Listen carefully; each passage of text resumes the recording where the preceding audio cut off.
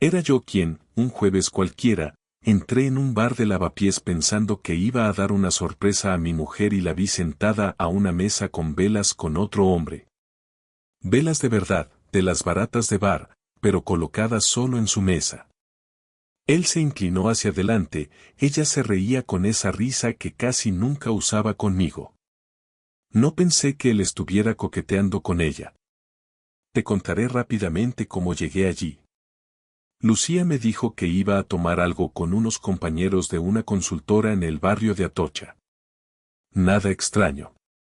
Llevábamos varias semanas comportándonos de forma un poco extraña, trabajando mucho, pero sin ninguna crisis grave.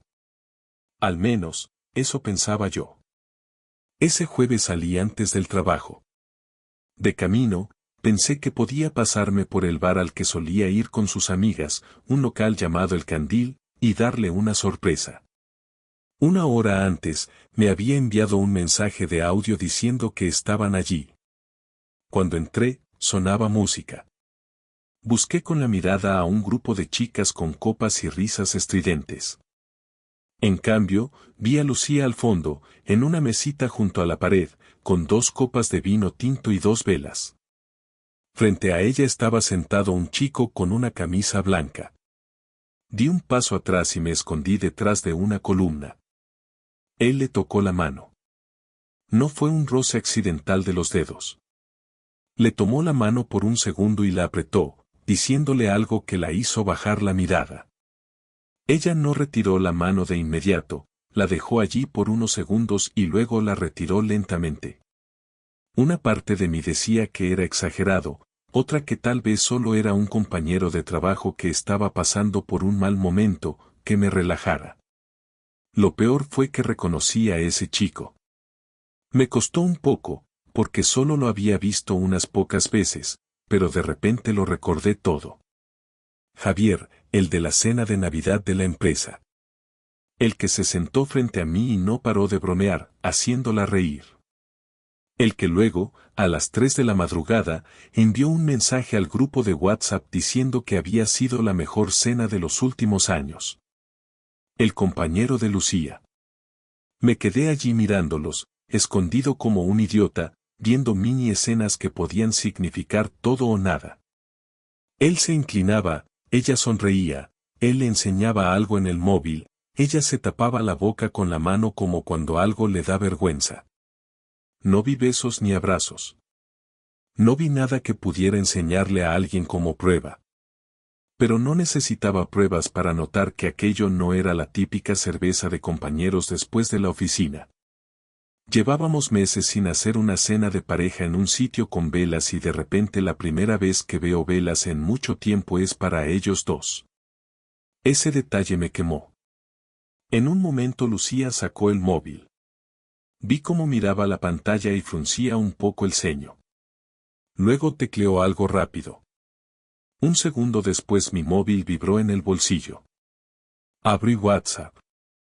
Era ella diciendo que se quedaba un rato más con las chicas y que luego me llamaría. Ahí, en ese mensaje, sentí el primer golpe de verdad. No eran las chicas. No estaba donde decía que estaba. Y en lugar de plantarme delante de la mesa y decir aquí estoy, ¿qué pasa?, lo que hice fue guardar el móvil y seguir mirando desde la sombra. Cobarde perdido, pero bloqueado. Tuve un momento en el que casi salgo. Él se levantó para ir al baño o a la barra y Lucía se quedó sola. Pensé ahora vas, la saludas, haces como que pasabas por aquí y escuchas que te cuenta. Di 2 pasos hacia ella y entonces vi cómo Javier volvía con otra copa en la mano, se sentaba y le ponía la mano en la espalda mientras se acomodaba. Me quedé clavado. Ni una serie me había preparado para esa sensación de ser espectador de tu propia vida. Después de media hora de tortura decidí irme del bar sin que me vieran. Me temblaban un poco las piernas al salir a la calle. Madrid de noche seguía igual, coches, gente, terrazas, todo normal, menos yo. Caminé sin rumbo unos minutos, respirando hondo para no hacer ninguna locura. No tenía pruebas de nada, pero tampoco tenía paz. Y mientras cruzaba la calle hacia el parking subterráneo se me ocurrió una idea que cambió todo lo que vino después. En lugar de volver a casa como un buen marido obediente me metí en el coche y me quedé dentro, con las luces apagadas, mirando la puerta del bar por el retrovisor. Eran casi las 11:30. Me mandó otro mensaje diciendo que quizás se quedaba a cenar algo con las compañeras porque estaban hablando de un proyecto nuevo. Ya no me hervía la sangre, se me había quedado más bien fría, como si hubiera entrado en otra fase. Algo en mi cabeza hizo clic. Pensé, vale, Diego, ahora observas y callas, nada de escenas en medio del bar. El primer mini clímax de esa espera fue cuando los vi salir. No era un grupo grande. Solo ellos dos.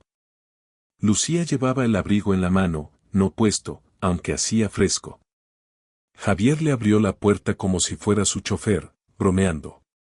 Se quedaron un momento en la acera, hablando muy cerca. Yo apretaba el volante con tanta fuerza que me dolían los nudillos. De repente él se acercó un poco más y le dijo algo al oído. Ella alzó los ojos y miró alrededor. Por un segundo pensé que me iba a ver, pero no. Se rieron y él levantó la mano para parar un taxi. Cuando el taxi paró yo bajé un poco más en el asiento y esperé. No sabía si se despedirían ahí o se subirían juntos. Era como mirar una moneda caer al suelo a cámara lenta. Subieron los dos. El primero, luego ella. Coche lleno. Yo encendí el motor casi sin pensar y salí detrás, manteniendo distancia. Nunca había seguido a nadie y me sorprendió lo fácil que era cuando estás medio en shock. Fueron por el Paseo del Prado, luego giraron hacia el centro. A cada giro mi cuerpo reaccionaba, como si fuera un videojuego pero con el estómago encogido. Yo iba repitiendo que igual la dejaba en el metro o en su coche, buscando cualquier excusa para no imaginar lo obvio. Pero cuando el taxi se paró delante de un hotel pequeño de 3 estrellas detrás de Plaza Mayor se me cayó esa excusa. Era de esos hoteles para turistas y para lo que todos sabemos. Ahí vino el segundo mazazo. No se quedaron hablando en la puerta. No hubo dudas. Pagaron, bajaron juntos y entraron en recepción. Él le puso la mano en la cintura como si lo hubiera hecho 1000 veces.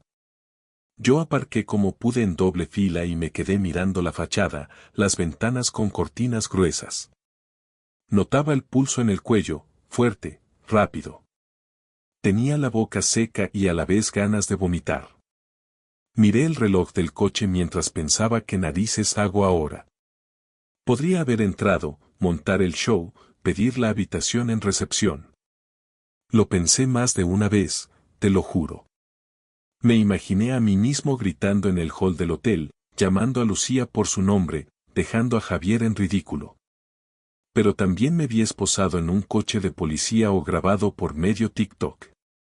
Y en mitad de esa mezcla de humillación imaginaria y rabia real me acordé de algo que me contó un compañero divorciado del almacén. Me dijo que cuando sospechó que su mujer le ponía los cuernos lo primero que hizo fue guardar pruebas antes de gritar. La frase me saltó en la cabeza como una alarma. Saqué el móvil y empecé a hacer fotos al hotel, al taxi, a la hora de entrada en el recibo del parking. Me sentía ridículo, pero seguí. Luego llamé a mi colega Marcos, el que controla de estas cosas porque se separó hace 2 años. No le conté todo, solo le dije que creía que tenía un problema serio y que me dijera el número de un abogado de familia bueno y discreto. Me lo mandó por mensaje preguntando si estaba bien. Le contesté luego hablamos. Notaba un zumbido en las orejas, como si el ruido de la ciudad se hubiera apagado. Estuve en el coche más de 1 hora. Cada 10 minutos miraba la puerta del hotel esperando verlo salir. Al rato me llegó otro WhatsApp de Lucía diciendo que se marchaba ya a casa, que estaban recogiendo. Miré el mensaje, luego miré la puerta del hotel y sentí la tercera puñalada de esa noche. No solo estaba con otro. También me estaba mintiendo en tiempo real como si yo fuera tonto.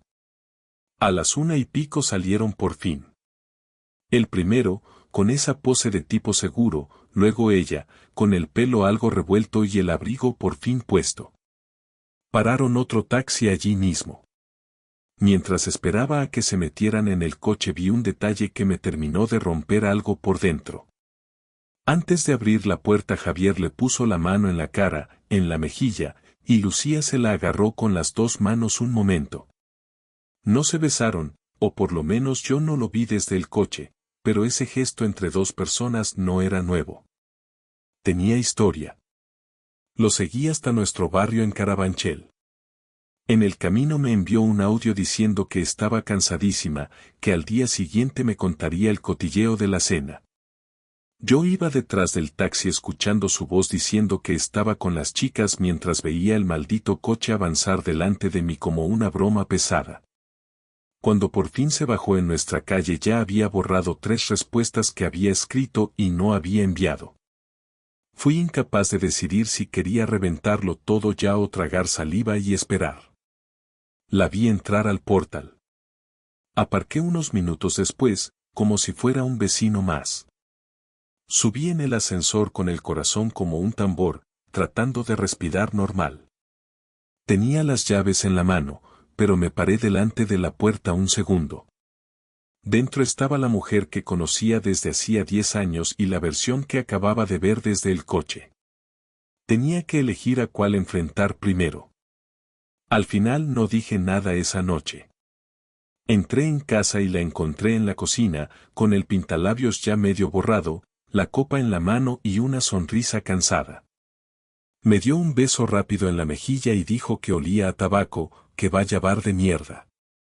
Yo la miré con una mezcla rara, como si no encajara su cara con la película de hace una hora. Ella siguió con su monólogo de siempre, que si Marta había discutido con el jefe, que si a una compañera le habían ofrecido irse a Barcelona. No mencionó a Javier ni una vez.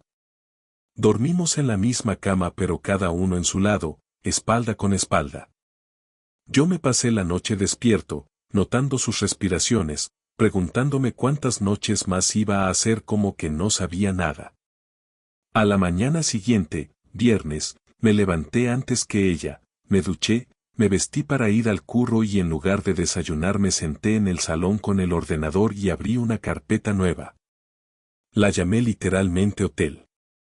Empecé a meter ahí las fotos, los pantallazos de sus mensajes, el registro del parking. No era un juego. Ya estaba preparando una guerra.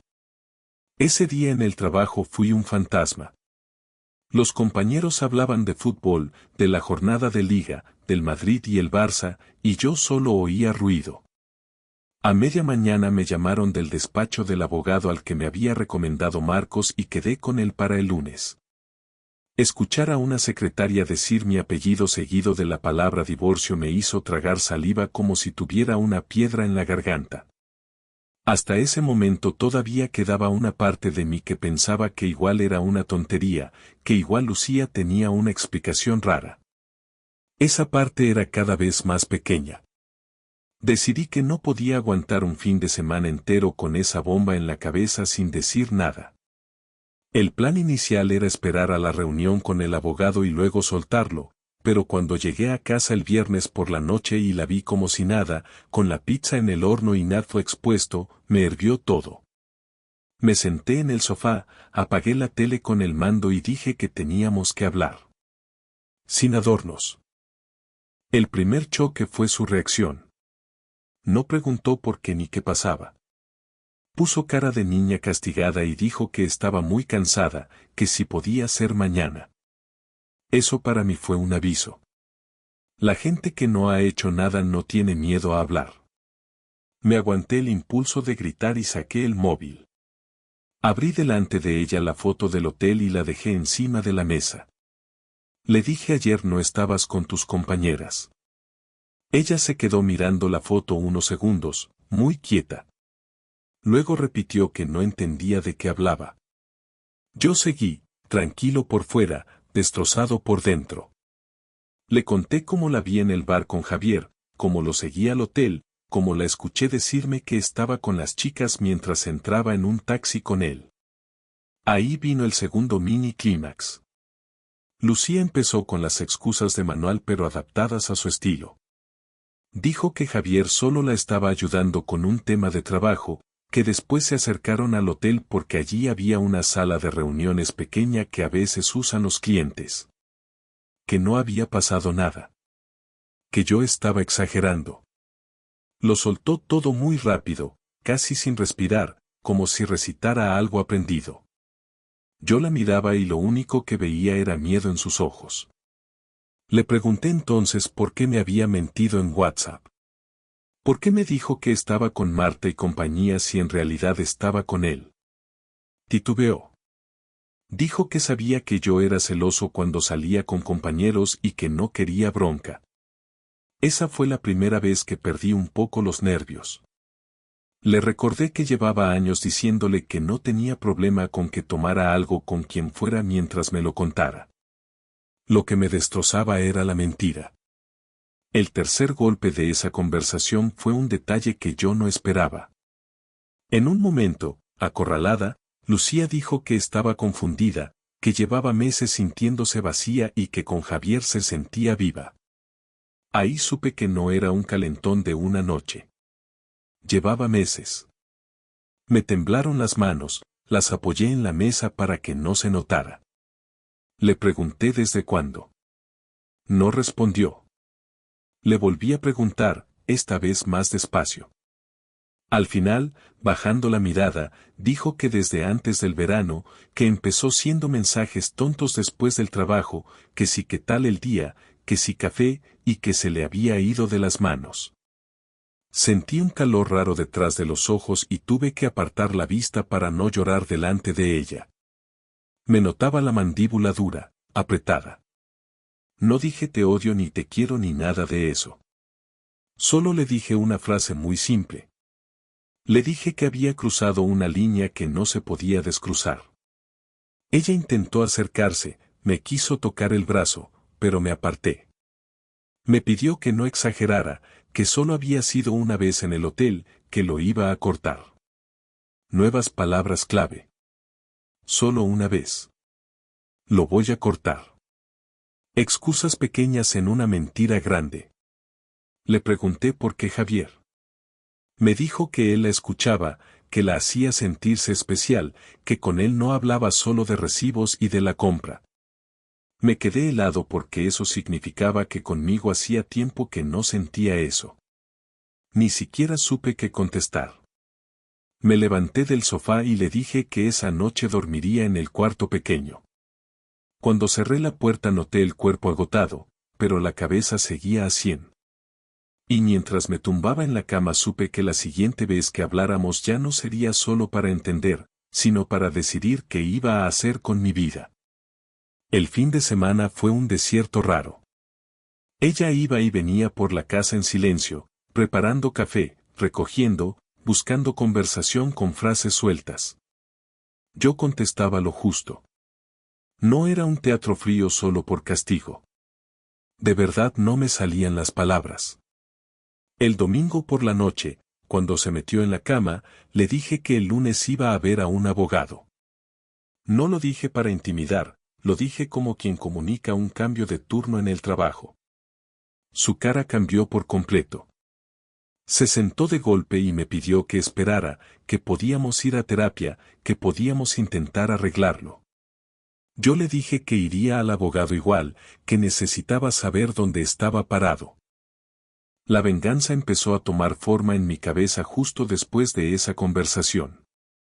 No una venganza de película, con coches destrozados o gritos en la oficina.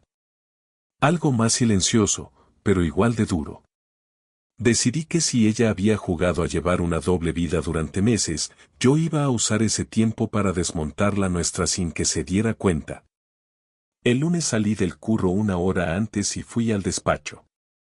El abogado, un tipo serio de Chamartín, me explicó cómo funcionaba todo.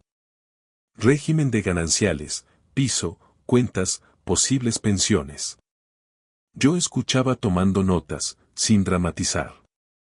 Cuando terminó le enseñé las fotos, los mensajes, la historia del hotel. Él me dijo que en España ya no se necesitaba culpa para divorciarse, pero que tener pruebas podía ayudar en temas concretos, sobre todo si hubiera pelea por dinero. Me sugirió algo muy concreto. Me dijo que si pensaba separarme pronto fuera sacando la mitad de lo que teníamos en la cuenta conjunta a una cuenta solo mía, con cuidado, sin dejarla a cero. Legal, pero firme. Esa misma tarde, después de la cita con el abogado, fui al banco. No hice un numerito. Me senté con el gestor, moví parte del dinero a una cuenta nueva a mi nombre y dejé en la conjunta lo suficiente para que no saltaran alarmas. No era una cantidad enorme, pero era lo que había ahorrado con sudor en estos años. Sentí una mezcla rara de culpa y alivio firmando los papeles. Era una manera de decirme a mí mismo que ya no éramos un bloque blindado, que tenía que protegerme. Otro punto de mi pequeño plan fue el piso. El alquiler estaba a nombre de los dos. Hablé con el casero por teléfono y le dije que había problemas, que probablemente en un mes me iría yo y que quería dejar todo en regla. Él me dijo que no había problema, que solo necesitaba saber con tiempo quién se quedaría. En cuanto colgué sentí algo parecido a clavar una bandera en un sitio. Era la primera decisión física que tomaba para salir de allí. La parte más amarga de la venganza fue social. Yo podía tragar mi orgullo, pero no quería que Lucía siguiera adornando la historia delante de todo el mundo como si no hubiera pasado nada. Llevábamos un mes exacto en este lío desde la noche del bar. Aproveché una comida de domingo con mis padres y mi hermana para contarlo todo. No fue un discurso dramático. Simplemente dije que probablemente nos íbamos a separar porque Lucía había estado con otra persona y que estaba con un abogado. Mientras hablaba notaba las manos sudadas debajo de la mesa. Mi madre se llevó la mano a la boca, mi padre se quedó muy serio, mi hermana apretó los labios. Les pedí que no la insultaran si hablaban con ella, que solo quería que supieran la verdad antes de que empezaran las versiones. La reacción de mis padres fue otro mini clímax. Esperaba que la defendieran, que me dijeran que lo pensara, que estas cosas pasan. En lugar de eso mi padre dijo muy despacio que nadie tiene derecho a jugar así con la confianza de otro y que lo que yo decidiera, lo apoyarían. Sentí un alivio enorme mezclado con una pena igual de grande. No lo celebré, pero fue como si alguien me hubiera puesto una mano en el hombro. Faltaba una pieza importante. Javier. No estaba en mi lista de prioridades hablar con él, pero el destino me lo puso delante. Un martes, al salir del trabajo, lo vi en la puerta del portal esperándola. Lucía no estaba. Yo sí. Se quedó de piedra. Le tembló la sonrisa esa de tío encantador. Me acerqué despacio, sin levantar la voz.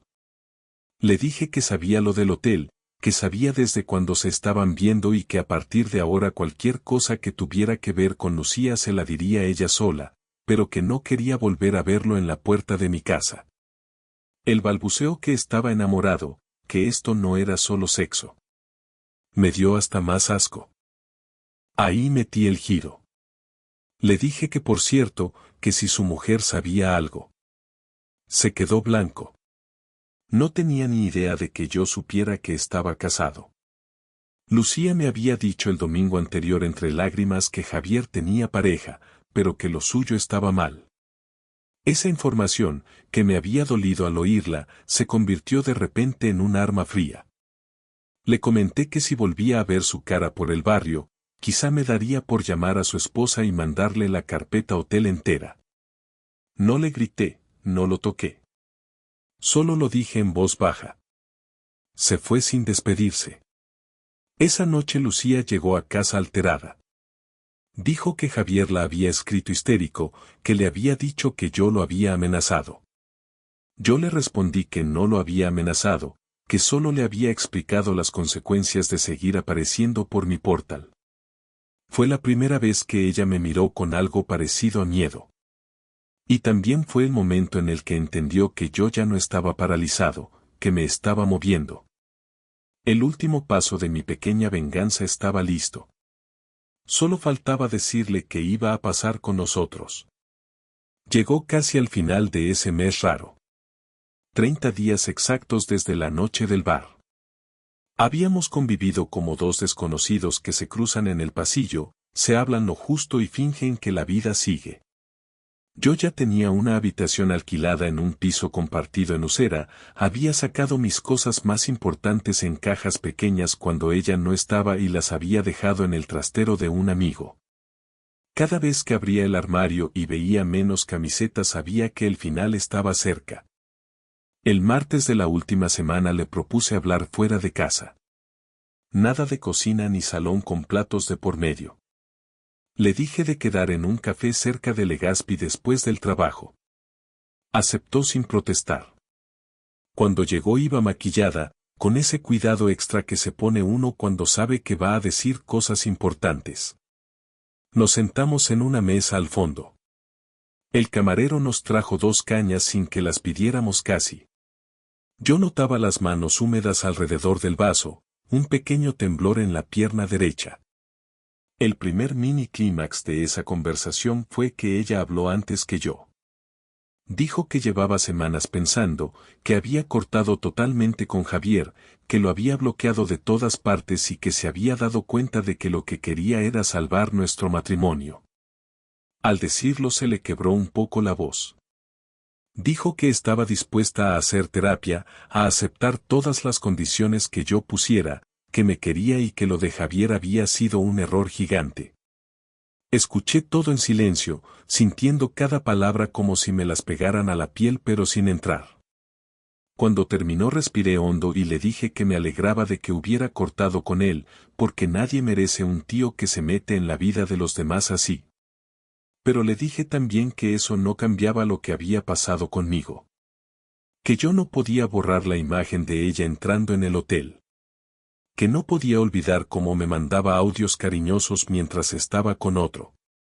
Le expliqué algo muy sencillo. Le dije que desde aquel día yo ya no me sentía su pareja, que me sentía un invitado incómodo en mi propia casa. Ella lloró. No a gritos, no de telenovela. Lloró en silencio, con las manos apretadas en la servilleta de papel, mirándome sin poder mantenerme la mirada mucho rato. Me pidió una oportunidad más, que podíamos empezar de cero. Yo noté un nudo enorme en la garganta que me dejó la voz un poco más grave. Le dije que el problema no era solo lo que había hecho, sino la facilidad con la que lo había escondido durante meses. Que para mí la confianza no era una palabra bonita, era poder dormir tranquilo al lado de alguien. Y que ese sueño se me había roto. El segundo momento fuerte llegó cuando le conté lo que ya había hecho. Le dije que había hablado con un abogado, que había movido parte del dinero, que estaba buscando piso desde hacía semanas y que de hecho ya tenía uno. Su cara cambió de color. Pasó de la pena a una especie de pánico. Preguntó cuándo pensaba irme. Le respondí que en una semana, máximo. Que no quería eternizar aquello. Que seguir viviendo juntos nos estaba destrozando más cada día. Ella me acusó de haber planeado todo a sus espaldas, de haberla traicionado también. Esa frase me tocó algo por dentro. Me reí sin ganas y le dije que si llamaba traición a preparar mi salida después de que me engañara durante meses en hoteles, teníamos definiciones muy diferentes de la palabra. No grité, pero se me notaba la rabia en la mandíbula. Me disculpé por no haberle contado antes mis pasos, pero le dije que era la única manera que tenía de no quedarme bloqueado. El último giro fue un detalle pequeño pero importante. Le dije que no pensaba hablar mal de ella delante de nadie más de lo que ya había contado. Que no iba a inventar historias ni exagerar nada. Que lo que había hecho era suficientemente grave por sí solo. Le aclaré que si algún día teníamos que vernos para firmar papeles o para cualquier cosa, sería con respeto. No por ella, sino por mí. No quería convertirme en una versión amarga y rencorosa de mí mismo. Eso la descolocó. Creo que esperaba insultos, reproches más bajos. Encontró un muro educado. La conversación terminó con una frase corta que me costó un mundo decir. Le dije que para mí el matrimonio se había acabado. Que a partir de ese momento íbamos a ser dos personas separadas que tenían que organizar su vida. Lo dije despacio, sintiendo cada palabra al salir. Ella asintió sin aceptar del todo. Se limpió las lágrimas, se levantó para ir al baño y yo me quedé solo en la mesa, con la caña caliente y la sensación de que acababa de tirar una bomba que llevaba demasiado tiempo en la mano. Ha pasado justo un mes desde aquella noche del bar con velas y ese taxi hacia el hotel. 30 días en los que la vida se ha comprimido y estirado a la vez. Ahora te hablo desde la habitación pequeña en Usera que alquilé con dos chavales que trabajan en un globo y en un almacén de Leganés. El techo es bajo, las paredes son finas y se oye la tele del salón, pero por primera vez en semanas duermo sin escuchar la respiración de alguien que me ha mentido al lado. No es una victoria, es solo un dato. El primer fin de semana fuera de casa fue raro. Me desperté sin olor a café, sin Lucía moviéndose por la cocina, sin sus zapatillas en el pasillo. Me levanté con la boca seca y un peso en el pecho, pero también con una sensación muy clara de que por fin el movimiento había llegado al final lógico. La mudanza fue silenciosa. Volví al piso en Carabanchel 2 tardes, recogí ropa, libros, mis herramientas, y poco más. No me llevé muebles ni cuadros que habíamos elegido juntos. No me salía. Hablamos solo de cosas prácticas. ¿Quién se quedaba con qué, cómo organizábamos el coche, cuando iríamos al notario si hacía falta? Lucía estaba más calmada, aunque a ratos se le escapaba la mirada hacia mí buscando algo. Yo no tenía mucho más que ofrecerle que educación y distancia. No le deseé mal ni bien. Simplemente le deseé que aprendiera algo de todo esto, igual que yo. He aprendido algunas cosas que no son frases de taza. Por ejemplo, que puedes convivir con alguien años y aún así no ver venir según qué giros. Que las señales no son siempre luces rojas enormes, a veces son pequeños detalles que vas dejando pasar porque te conviene creer que todo está bien. Que el cuerpo te da avisos antes que la cabeza. La noche del bar, el sudor frío en las manos, el nudo en la garganta, fueron más sinceros que cualquier explicación posterior. También he visto lo que hace la traición de verdad. No es solo celos ni hacerte sentir menos atractivo. Es darte cuenta de que alguien que conoces se ha convertido en otra persona en paralelo, con mensajes, hoteles y frases que no eran para ti. Es duro aceptar que esa versión no la vas a conocer nunca del todo.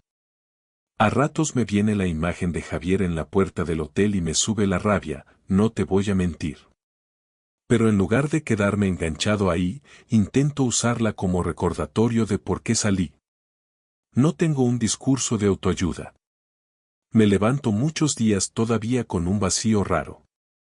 Vuelvo del trabajo al piso compartido y echo de menos llegar a casa y escuchar un hola cariño. Luego me acuerdo de los audios de WhatsApp desde el hotel y se me pasa un poco la nostalgia. Hay momentos tontos, como ir al Mercadona y ver su yogur favorito, y notar una punzada. Supongo que eso tardará en irse.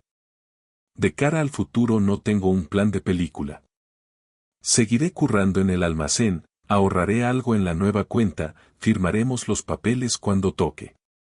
Algún día igual me animo a contar esto con nombre y apellidos en un foro o a un psicólogo, de momento lo suelto contigo como si estuviera tomando una cerveza en un bar. Lo único que sí tengo claro es que, si vuelvo a estar con alguien, no pienso ignorar las pequeñas cosas que hoy sé que importan. Silencios raros, móviles boca abajo, cenas con velas y compañeros que aparecen en exceso en las conversaciones. No sé cómo le irá a Lucía. No la sigo en redes, no pregunto por ella a los amigos comunes. Me basta con saber que ya no estoy en esa historia. Javier seguirá con su vida, con su matrimonio o sin él. No es mi guerra. Mi batalla ahora es volver a reconocerme un poco en el espejo sin ver solo al tipo sentado en el coche frente a un hotel. Ese recuerdo siempre va a estar ahí, pegado a este mes en el que todo se vino abajo. Lo que sí tengo ahora, aunque suene simple, es algo de calma. No es felicidad, no es triunfo.